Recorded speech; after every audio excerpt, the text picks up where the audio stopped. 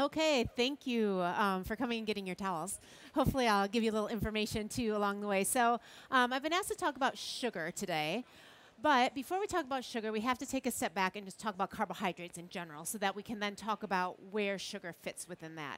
And we know years and years of research that carbohydrates are the fuel for muscle contraction. You can use fat, use some PCR, but for prolonged muscle contraction, carbohydrates are going to be the primary fuel source. Now, most of this work has been done over the years when we talk about performance as a result of this in endurance athletes.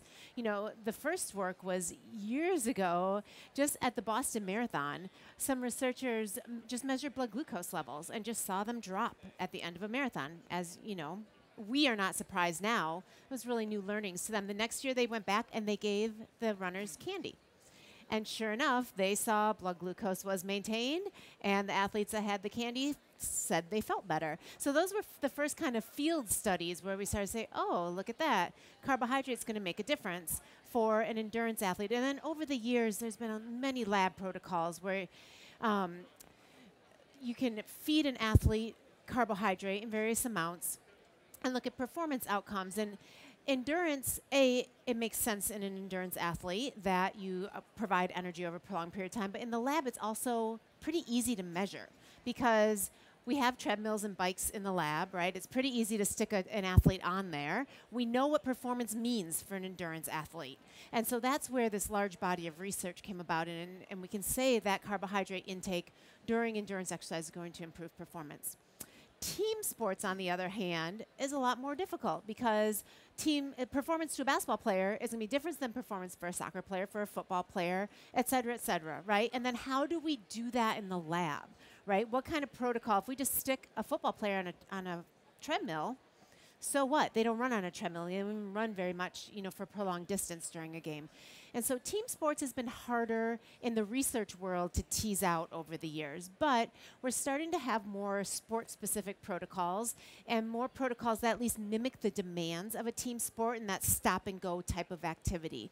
And so if we look through the literature for team sports, and we published a review on this last year, this came out in the journal Nutrients, what we see pretty consistently, soccer is the most studied team sport, and then basketball, there's a couple American football, a couple rugby studies, but we see is that intermittent high-intensity exercise capacity, so the ability for the athlete to start, stop, start, stop, start, stop over the course of an entire game is improved with carbohydrate intake. So when you do performance measures like sprint measures or just start, stop over a prolonged period of time, it's at the end of that protocol where you see a benefit.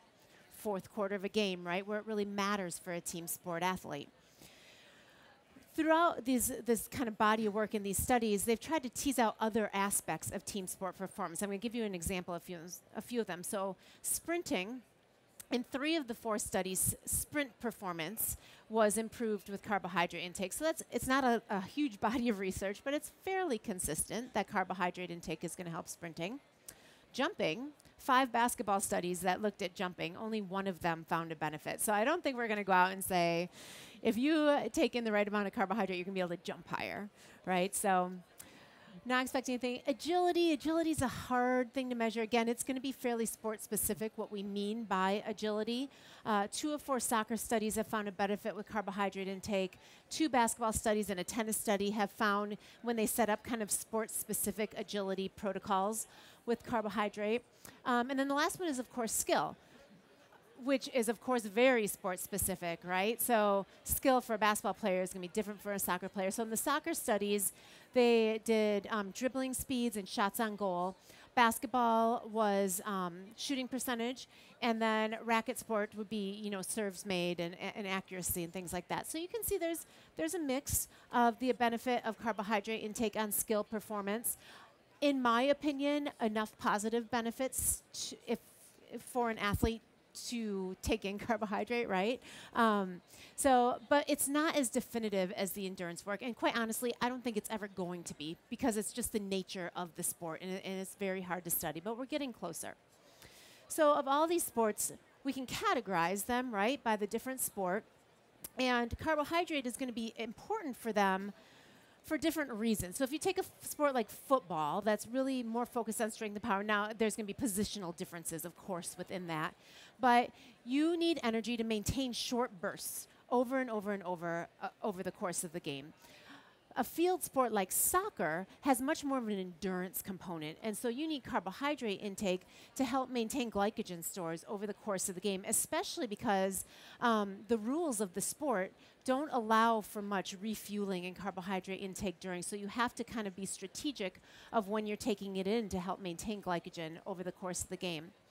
Batting sports like baseball, cricket, it's a low energy demand. Hydration tends to be almost more important, but blood glucose, it's a fairly long game, right? Blood glucose isn't going to drop off, and there the benefit is really more attention, decision making. Glucose is the only fuel your brain is going to use, so it becomes very important for their focus in a team sport or in a batting sport.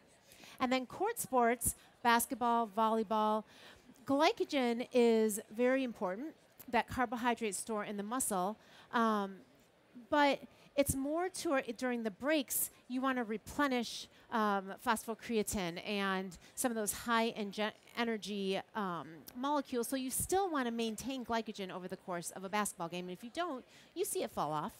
So carbohydrate intake is important for team sports, but the reason it's important is going to be different for these different sports. The reason why I've already alluded to glycogen sparing and glycogen resynthesis, very important metabolic reasons to take in carbohydrate. But the other reason is to help maintain a high rate of carbohydrate oxidation, or the muscle's ability to use that carbohydrate for energy. We know that's a predictor of performance, if your muscle can use carbohydrate at a high rate, produce energy quickly, right? And so this helps us decide what type of carbohydrates would be important for our athletes. So I want you to think of the types of carbohydrates by how quickly they are used by the muscle for energy. So over here we have our fast carbohydrates, so glucose, maltose, sucrose, maltodextrins, amylopectin. They're rapidly digested and absorbed, used by the muscle at about a rate of about 1 gram per minute, or 60 grams per hour. On the other side, we have our slower carbohydrates that are digested slowly, used 30 to 35 grams per hour. So there's our fructose, galactose, and then there's kind of isomalt is a sugar found in honey, if some of you aren't familiar with, and then amylose. So what you'll notice here is that we have sugars on both sides, we have starches on both sides. So very often when we think about carbohydrates, we think about them as simple and complex. And all sugars are simple, and they're going to spike our blood glucose, and we're going to crash, and sugars are bad, right? And all starches are good for the most part. And that's a very oversimplified way to think of carbohydrate. I was organic chemist before I came into the nutrition and physiology world, and this is organic chemistry, right? This is a chemical classification of carbohydrates. It's not how they are physiologically acting in your body. So instead of simple and complex, we want to think about them as fast and slow, right? So for an athlete to have a high rate of carbohydrate oxidation or high rate of energy production by the muscle, we want mostly fast carbohydrate intake during exercise. You don't want the carbohydrates sitting in your gut. You don't want to cause GI upset, right? That's the last thing that you want to do for an athlete. That's not going to improve performance by any means. But it doesn't mean that you have to have all fast carbohydrates. So here's an example. You have transporters in your intestine for both glucose and fructose. So this was an example. This was a cycling study, but they fed equal amounts of glucose or glucose plus fructose. And you can see with the same total amount of carbohydrate, the oxidation rate, so that's what we're looking at here on the bottom, was 7 times greater when you had the combination of glucose and fructose versus glucose alone, because you're able to take advantage of both those transporters in the intestine and get them into the body faster. It's kind of like if you're on a 2-lane toll road and only one of the tolls is open and there's a lot of traffic, eventually it's going to get backed up, right? It's kind of the same thing in your gut. If you're only taking advantage of one of the transporters, the glucose transporter saturates at about 60 grams per hour. And so if you are going to put in more carbohydrate, you need to also take advantage of the fructose transporter. So for team sports, here are the recommendations. 30 to 60 grams per hour of carbohydrate. remember 60 grams per hour, that's where I said those fast carbohydrates are oxidized at a rate of about 60 grams per hour. That's part of where this recommendation comes from, along with a lot of performance testing. This is important when the athlete's going for an hour or more. If they're going less than an hour, they don't need to be taking in carbohydrate during activity. And primarily fast carbohydrate. On the endurance side, if for an athlete who's going longer, and you know, some team sports kind of fall into this category, right? If you're having 3-hour practices, as we know happens sometimes, you can go up to 90 grams per hour, which has been shown to improve performance, but that's when it's really, really important to get a combination of glucose and fructose so that you don't get GI upset.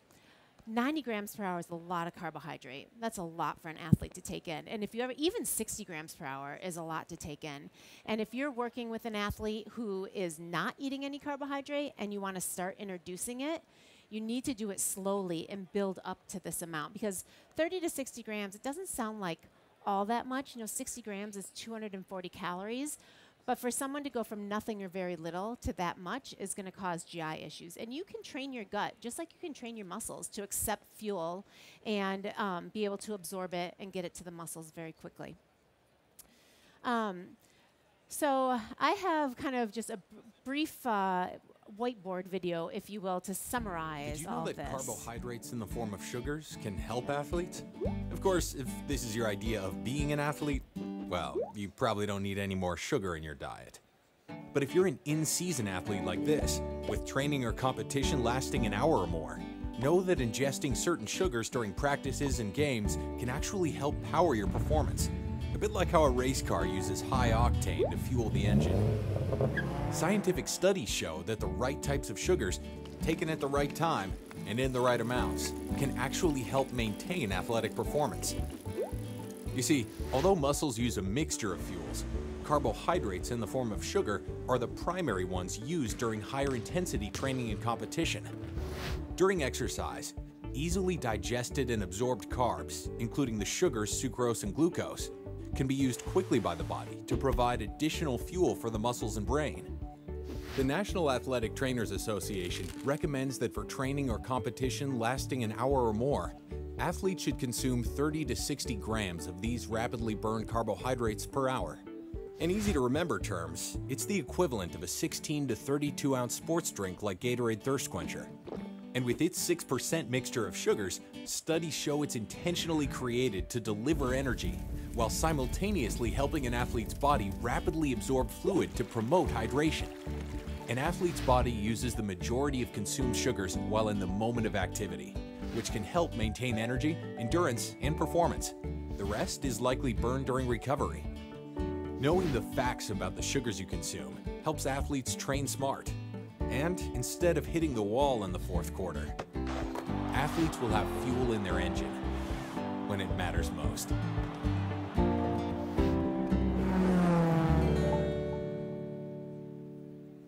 So I like to use that as a summary video, and if you're interested, these are actually on the Gatorade Performance Partner website. If any of you happen to teach classes, they're a really nice thing to use in classes as well. So the take-home message is that there is a place for sugar in an athlete's diet, for lack of a better word, not necessarily their overall diet, although most athletes, if they're not getting enough calories, are going to burn it up anyway, but we won't get into overall health of an athlete.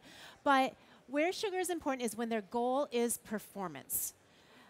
Athletes don't necessarily need to take in carbohydrate or sugars, even if they're going for, let's say, 90 minutes. If it's the off season, maybe they're trying to lose weight, maybe they're trying to promote some training adaptations. It's when their goal is performance and they're trying to be their very, very best. They're trying to win in the heat of competition. That's when getting sugars quickly to the muscle for extra energy is beneficial and important for them. It's important that they take in the right amount. Again, that 30 to 60 gram range has been shown to be enough to improve performance. Much more than that is just going to cause GI upset, and there's no reason to take in any more than that. And then the right type. You want mostly quickly oxidized sugars. So glucose and sucrose tend to be the ones in sports products that you'll see. Maltodextrin is the other one. Maltodextrin is interesting because it is rapidly oxidized. It's used at the same rate in the muscle as glucose and sucrose, 60 grams per hour. But it's polymers, so it's a little bit bigger molecule. and it's not classified as a sugar. So physiologically, it acts the same as a sugar, but you won't see it show up as like a sugar on a label. You'll see it, maltodextrin in an ingredient list. So most of the time, if you're giving a sport product, it's going to be glucose, sucrose, maltodextrin. Fruits can be a good way to get quick sugars to the athlete, although there is a lot more fructose in a fruit, so you need to make sure, and some fiber, so you need to make sure the athletes can tolerate that. But sometimes, a banana at the halftime of a game can be a way to approach that if you don't want specific sports products. But the right type is important, because if you have too much slow carbohydrate or too much fiber, it's just going to sit in their stomach, and that's the last thing that you want for an athlete and to get them to perform. So that's the sugar. We get so many athletes who I hear, oh, I know I need carbohydrate, but sugar, I can't have sugar ever. And the reality is there is a time and a place, not a lot, but there is a time and a place for a small amount of sugar for an athlete to be really beneficial. And it's a hard thing to do, but it's important to help them understand that distinction between all day and what they're seeing in the popular media and what they need in the heat of the moment when they're trying to perform at their best, because their needs are different. Their body is different at those different times. So with that, I save time for questions purposefully. So what questions do you have? Yeah. Gatorade products, you have the regular Gatorade products. What are some of the good things? I know that some of the shakes are good and some of the other things. When's the right time, the combination, to take some of the products so that that helps refuel? So basically, From college, but also the young youth so how to use the Gatorade products is what you're asking. Sure. Most of our products are designed for the active occasion and right around the active occasion. So if you think about the hour before a game, before a practice, especially for maybe a high school athlete who hasn't eaten all day or maybe had lunch at 11 o'clock, right, and you don't know the last time they've had some fuel, if you take in some fairly quick carbohydrate in about the hour before, it starts to meet that 30 to 60 gram recommendation by the time it gets into your body. So we have our the Choose, the sports fuel pouch, that's appropriate during that time. Again, it's going to help meet that 30 to 60 gram, get them some quick fuel into their body before they get going, not sit in their stomach and cause GI upset. If they need a carbohydrate snack, maybe a couple hours further out, we have a bar. It's called the Fuel Bar. No, not the protein bar. So the Fuel Bar is more focused on carbohydrate. So that's more appropriate for before. Not too close to when you start, because there's more fiber in that bar. There's some protein, there's some fat in it. So you wouldn't want that immediately before you get started. So that would be a couple hours before as a good way, again, especially for college or high school athletes, that they're just going to classes all day and they're not necessarily getting in what they should be. During is Gatorade Thirst Quencher you saw in that video is formulated to help deliver that 30 to 60 gram range, but not be more concentrated than that, because then you start to slow down fluid absorption. So it's that balance between hydration and delivering energy. But there are many athletes who prefer to get their carbohydrate through more solid sources. So our Chews, something like the Chew products, they could have that with water during. A lot of athletes like to use that during halftime. Like they'll have water during a game maybe and the Chew products at a halftime. Or mix and match. Some like the new Propel electrolyte water, which is unflavored, delivers the electrolytes. So basically what we've tried to do is expand our portfolio. So it's not, athletes can get the benefit of a sports drink, but if you don't necessarily like a sports drink, you can get those same benefits in different ways. And then for recovery is when you want, there's a protein bar and a protein shake that are made to be taken in fairly shortly after, meant to be a bridge to a meal. They shouldn't be replacing a meal. But there's enough protein for muscle protein synthesis, so that's why there's 20 grams in there. It's very formulated for a specific reason. And enough carbohydrate to start replenishing glycogen. Most athletes will need more carbohydrate than what's in those products, but again, it's made to be kind of the bridge until they get to the meal and get more carbohydrate for replenishment. So that's kind of the pattern of how it's set up. I don't know, that was a lot to take in quickly, so I hope that helped. Other questions? None? Okay. Well, thanks for your time. I appreciate you coming. Enjoy the rest of your conference and your towels.